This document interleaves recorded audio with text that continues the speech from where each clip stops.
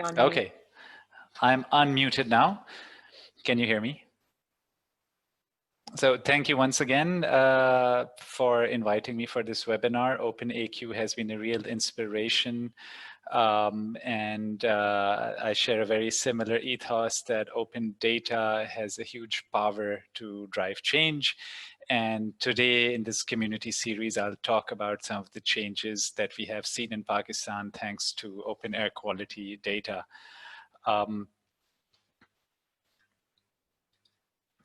So yeah, a little bit on how we started. I used to live in Beijing, China, back when it was one of the most polluted cities in the world. And you know, living there, you wouldn't know it because there was no government data, there was no access to information.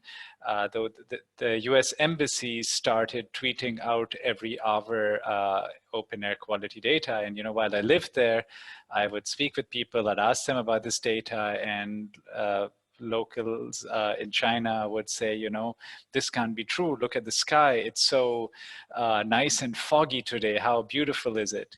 And that would lead me to think about back in my home country in Lahore.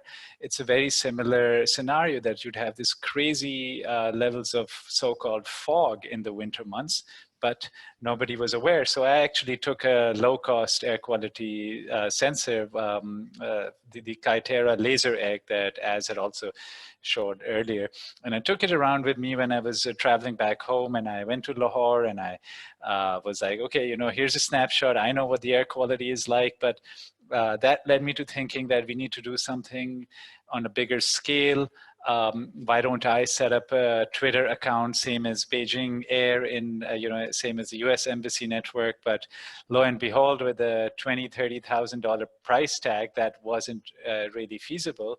So and also I wasn't living in Pakistan, so it was very difficult to, you know, how to implement it. So we set up the Pakistan Air Quality Initiative as a community-driven initiative where I, living remotely, reached out to concerned citizens, environmentalists, activists to set up these monitors in their own homes, in their workplaces. And we, immediately the first thing we did, we set up a Twitter feed back in 2016, which is still there today, which puts out hourly readings of air quality data.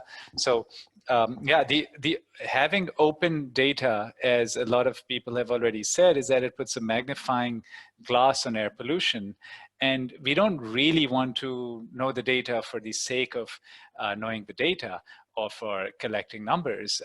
We want to do something about having a cleaner environment. We want to use that data to go to the government, to speak with policymakers, officials, to start making a change. And we've seen a lot of progress in Pakistan, where back in 2016, when I started looking in this, there was no air quality data available at all.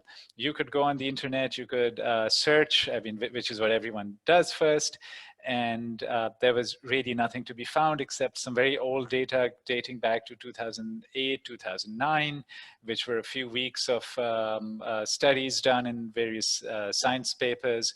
But there was no recent data, there was no open data, the government was not monitoring data.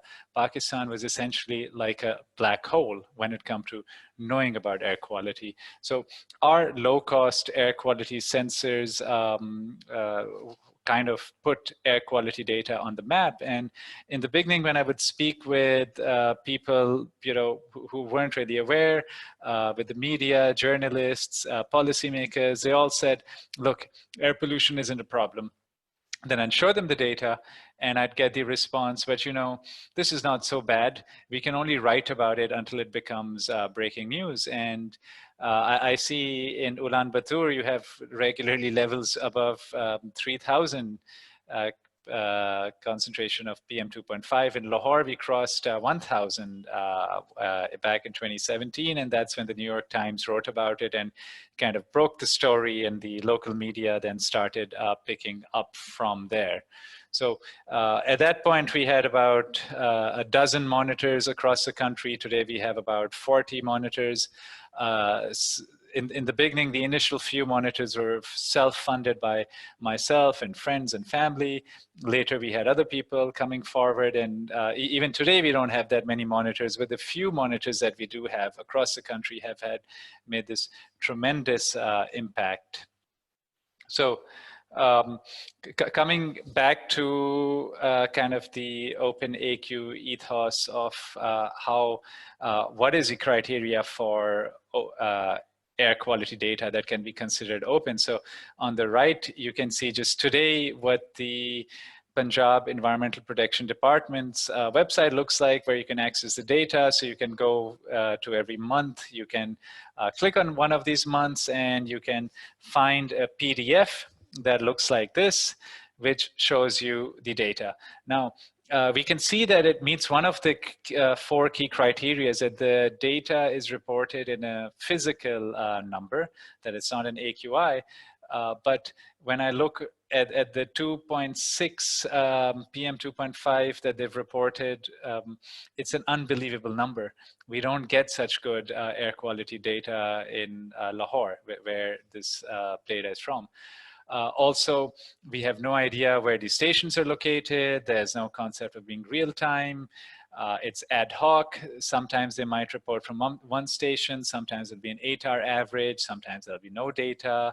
So it's also quite unreliable, and a lot of citizens and media have questioned the quality and validity of that data.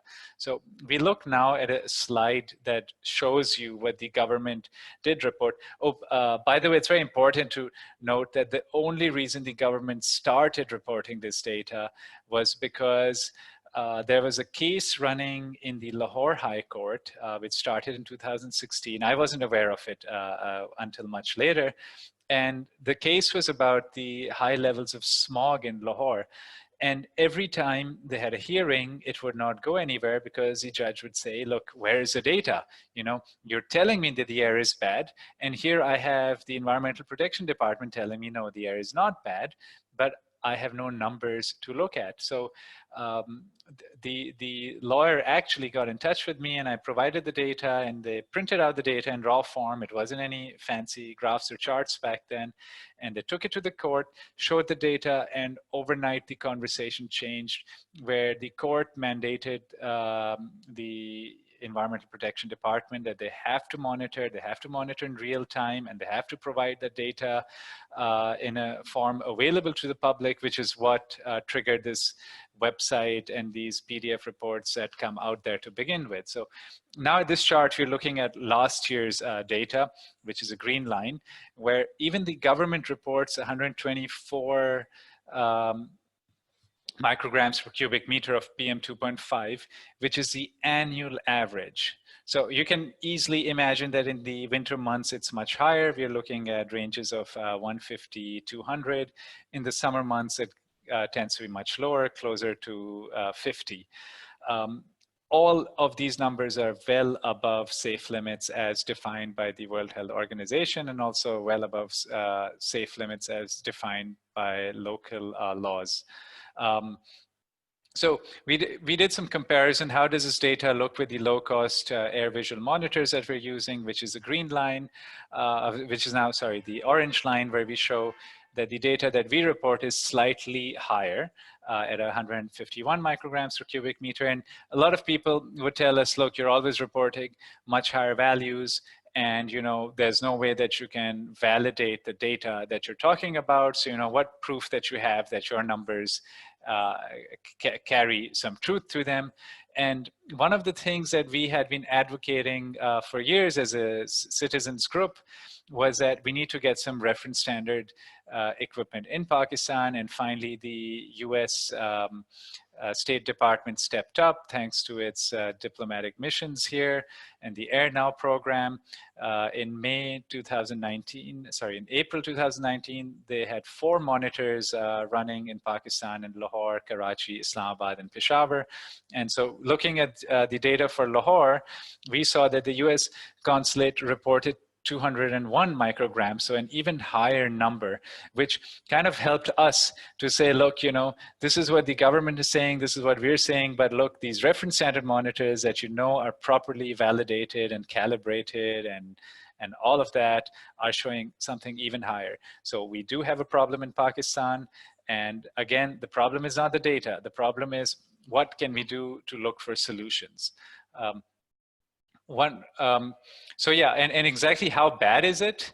That Lahore smog has been called the 5th season of smog, with only 10 hours of good air quality in 2019. So that's based on the data we were just looking at. So 10 hours that were below 10 micrograms per cubic meter in the entire year.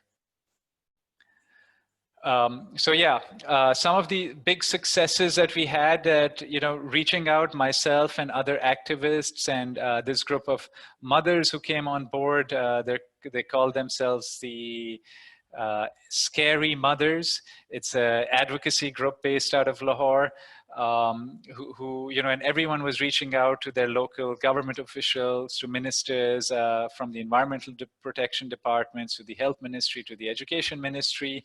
And we managed to get the ear of the prime minister, and also managed to get to the state where we convinced the government that the root cause of the problem, which by the way is what we is our best guess speculation, is the poor fuel quality available in Pakistan, meaning the fuel used in our cars and transportation, namely petrol and diesel.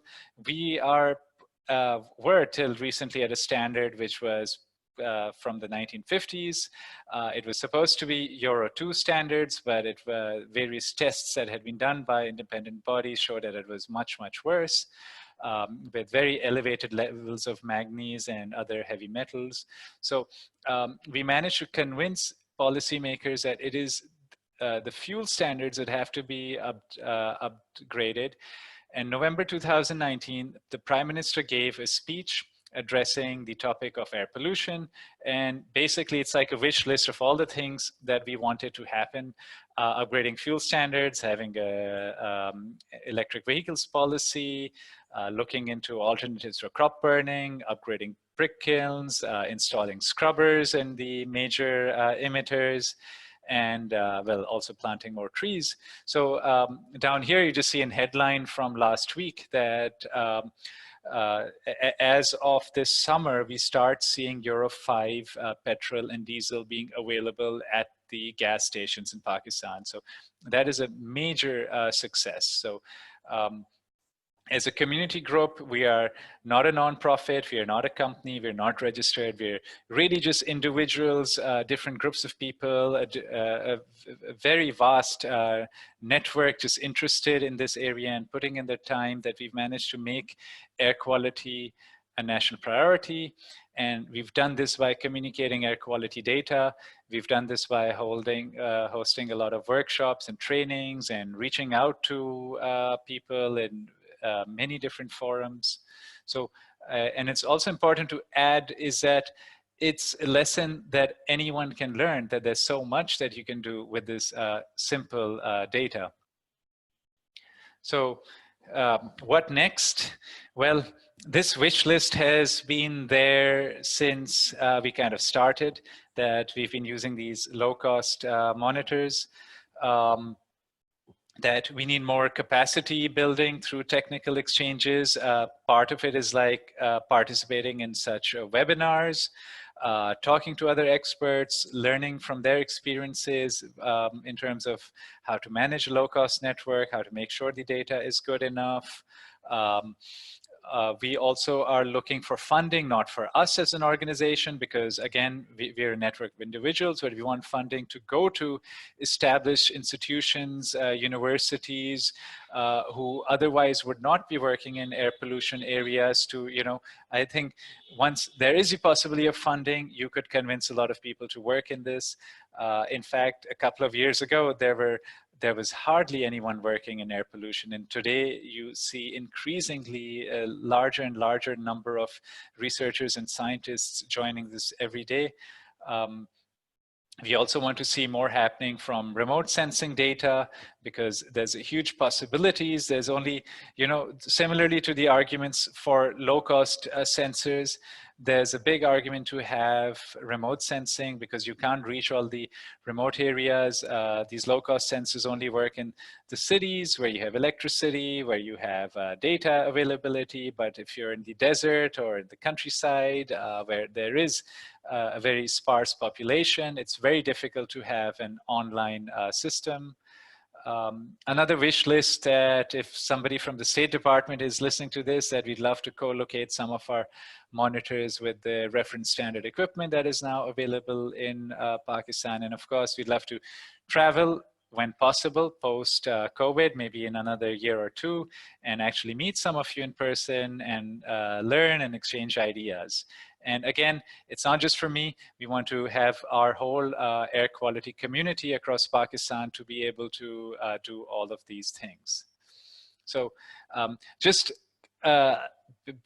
we need to look once again very briefly at the data, is that, when you're in other parts of the world, like in Salt Lake City, and you talk about air pollution, yes, you have an air pollution problem, but look at this chart. For all the major cities in Pakistan, none of them have any good air days. That's the blue line on top, except Karachi had 3 days where the average air quality was considered good by US air quality standards. The rest of the days, approximately half the year in all of these cities, you're at unhealthy to hazardous levels of air pollution. So it is a big problem. We must not forget why we're working on this. This is a health issue. It's not a data issue. It's about providing people better quality of life. It's about mitigating the economic impacts of the health issues and so forth. Some of the ways we've been communicating is doing things like these barcodes inspired by the climate stripes, where each line represents one day of the year, going from blue being a good air day, red being a bad air day, and you see how different it is in the different cities.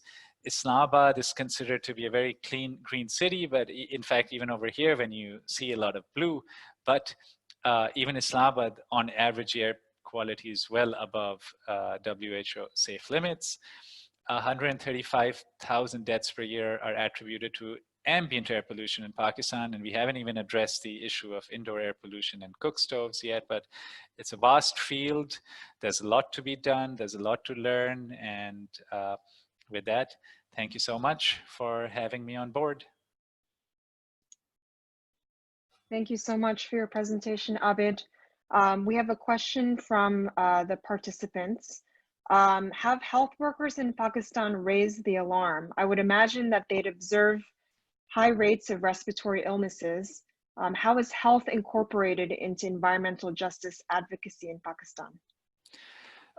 We did one study together with the Indus Hospital in Karachi, where they correlated hospital admission rates with air pollution levels. The study is not yet published, but we hope it's going to be published in a couple of months. And it's a direct correlation. And they didn't just look at hospital admission rates, but they also looked at what the patients were complaining about. Is it respiratory issues, or is it some other issues? So, filtering the data. There was another study done when we presented at the National Assembly of Pakistan by the Children's Hospital in Lahore. It's the largest children's hospital in Pakistan. And they had also, when they were asked to present and talk about health impacts, they were very surprised because at that point they did not know that every time the air pollution goes up, like if you chart the two, it's like a direct correlation with health issues. Similarly, we've had some doctors speak out and, try to become champions of this cause, but we don't really have any health practitioners in Pakistan who are real champions, like you have Dr. Kumar from the Lung Health Foundation in India. We need a lot more health practitioners to join this cause, not just in Pakistan, but globally.